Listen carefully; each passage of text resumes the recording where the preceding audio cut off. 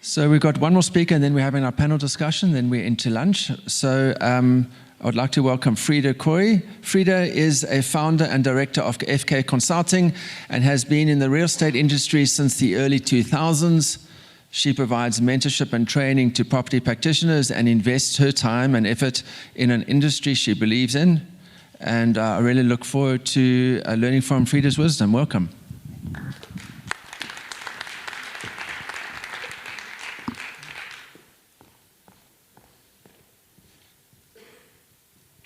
Sjoe, hierdie ligte is baie skerp. Thank you very much for the opportunity this morning. It's absolutely fantastic to be here, and I think I have to compliment the organizers for putting together these amazing speakers. I mean, I really enjoyed the people that have spoken already, and it really makes me very proud of an industry that I've been in for many years. So I've been asked this morning to speak about operating ethically in real estate. So the reason, most probably, why I've been in the industry for many years and that I'm still in the industry and I've written a book on the topic is the fact that I personally believe that the only way that you could ever really build a sustainable business is if you can do ethically business. So it should be and it should not actually be a question asked, because we should all know exactly what does ethics mean. What does ethics mean? Ethics, in essence, means that you know exactly what is right and wrong. So it's we know what should be the right thing to do in our industry. But yet, it's kind of, I'm sure you've all made that call. Lots of the speakers spoke this morning a little bit about phone calls that they make. That phone call of, yes, I'm X, Y, or Z. Excuse me, what are you again? You're an agent. I don't trust agents. I've only had very bad experiences with agents. So I'm coming from that side. I'm coming from the side saying that, you know what, why should we even have this discussion? Why should we have a discussion about ethics if we all say the following? So what I did in the last few months speaking on the topic was I firstly looked at what does business gurus say, what makes a business operating ethically. They say ethical business is about ethical leadership, it's about integrity, it's about honesty, it's very much about trust, it's about care and respect. So that's kind of in essence what they say, what ethics are. So great, we understand that definition. Then I went and I said to myself, okay, well, great, that's one thing, we now kind of understand that. What do we, everybody here, say, what do we stand for? So I went and I looked at about, I think 25, it could even be more, 30 property practitioners' websites, and it's very easy to do this exercise. All you do is you Google whatever name you want to, and you say about. And then this long stories comes up.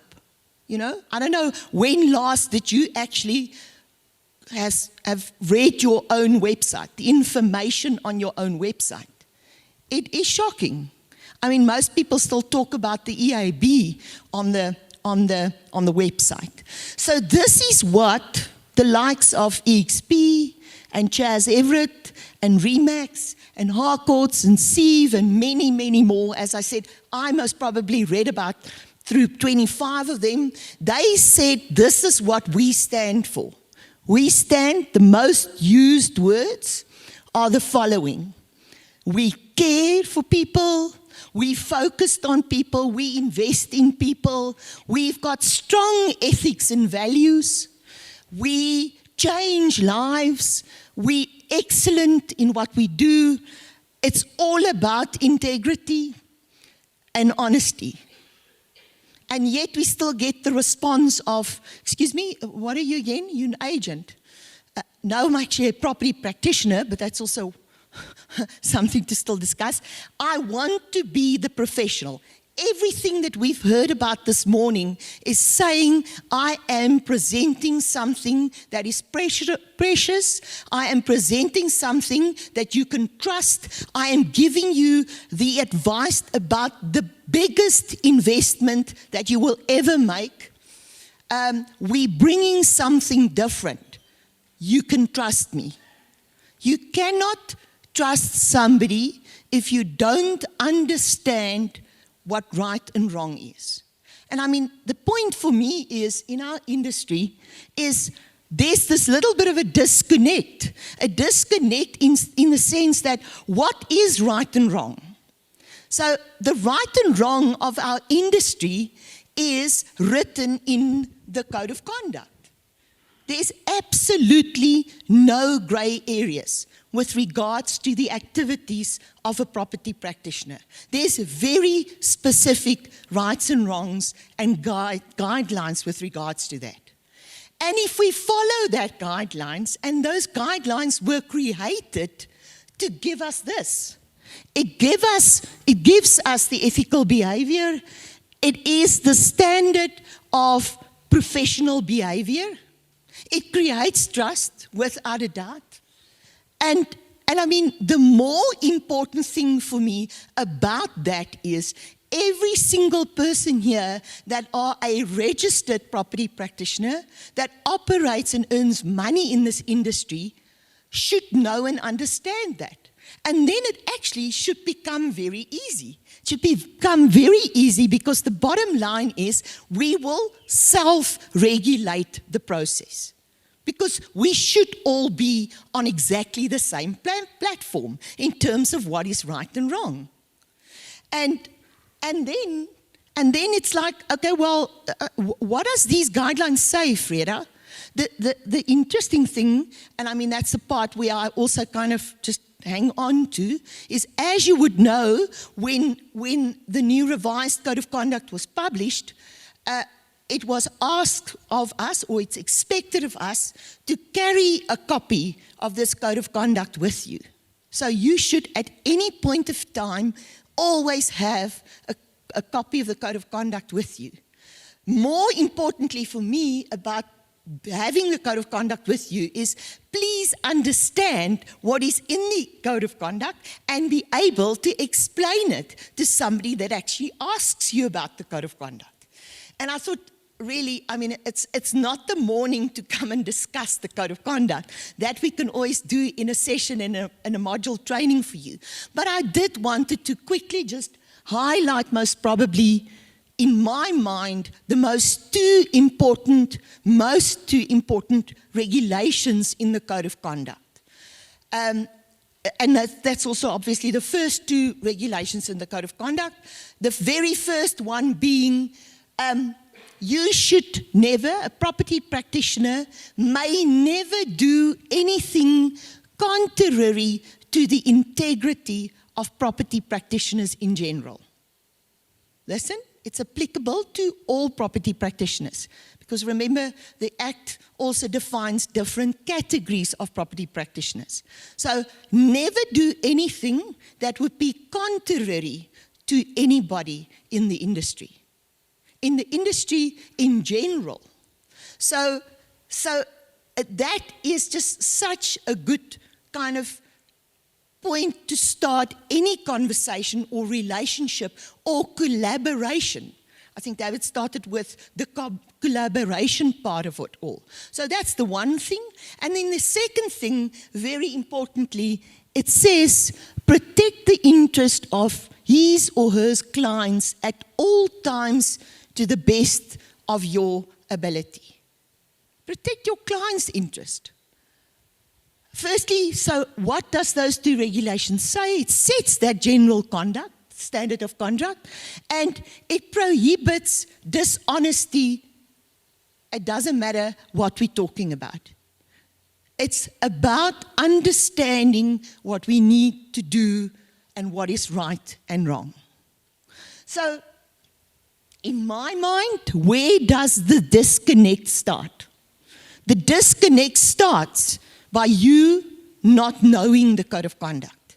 So kind of in a year, I take about at the moment, I've got about 150 people in training with me, and it's quite shocking to me when I get to a PDE4 prep session and I start asking people about the code of conduct and the explanation thereof, and I realize that they've most probably never read through the code of conduct. So the disconnect most probably starts by us not knowing the code of conduct. What is expected of you, you don't know, and you can't interpret, and you cannot tactfully execute on, because that's kind of what we also need. We have to execute on it. So then apply and use it to your advantage. I always say, so what really does make the difference? We've heard quite a bit of things this morning already, but I believe that the only thing that will differentiate you from the other agent ever will be that people say, I can seriously trust that agent. I can believe what they say. So your disconnection, walk the talk. We spoke quickly, briefly, gave you some highlights about the websites. Just walk the talk. What your company is saying about all of this, walk that talk. Then implement it in your business. We got quite a few tips this morning, but hopefully you'll walk away from what I said this morning saying, you know what, people can take me for my word. That means my colleagues, the people working with me in the industry. Wrapping up, I believe what will make the challenge, or what is my challenge to you? Imagine an industry with integrity, meaning that you'll just do what you say you're going to do. If every property practitioner do what they say they're going to do, they always put the client's interest first, not the agent. So if you start negotiating with another agent on a deal, we first ask the question, what would be the best for the client? Let's start the conversation there. And then your professional conduct should never be questioned. You should always be seen as the professional. Then the respect comes. Not to misrepresent or mislead on anything. The sole mandate board doesn't go up somewhere where there is no sole mandate. Let's bring back the respect for a sole mandate. You spoke lots about listings. Deep in my heart, I believe you build a successful business on sole mandates. Let's bring back the respect for a sole mandate. It's said in the code of conduct. Do not phone the seller and say, excuse me, so when does this mandate actually expire? I've got a buyer for you. So shall we see each other next week Thursday? No, you just don't do that. You do not do that. There's very specific guidelines and rules about that sole mandate. You're going to execute on that sole mandate of yours with a specific marketing plan as it is expected of you in the code of conduct. That's how you sign a sole mandate. That is what makes the difference. Owe your clients a duty of care and skill. That's section 46 in the Act. You owe them some care and skill. And I think that's kind of where I want to leave you. And I want to leave you with knowing that it starts with you and your company, and you will never, and I'm as excited about the people that I saw this morning and the people at this event and about our industry, but you will never be able to build on your success and make it a sustainable business if you don't operate ethically. So thank you so much for the opportunity. Thank you, Freda.